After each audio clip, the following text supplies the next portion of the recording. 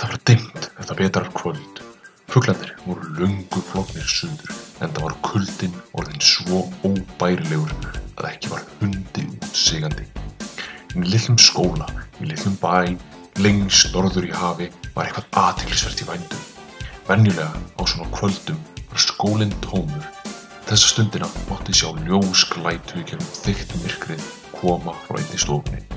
Þegar betur var að gáð mátti sjá að þarna var eitthvað óvenjulegt á ferð, ekki beint mannlegt, og þó. Þetta voru, þvílík skelfing, þetta voru bókaormar. Verur sem svífast einskis, vopnaðar beittustu vopnum sem finna má, gildu þau með rúmum 60 orðum á mínútu, gert hvern sem á vígi þeirra verður að verstu ófrísku eða jafnvel dregið hann til dauða. En þessir ormar voru ekki alstæðir, þvert á móti. Stundum kustuðu þau bara pennum ef verkin voru of sorgleg eða niðurdrepandi. Aðrir sýndu illsku sína með því að þykjast hlusta þau voru raun að læra. Eða í miðjum klíðum að klára sín eigin verk.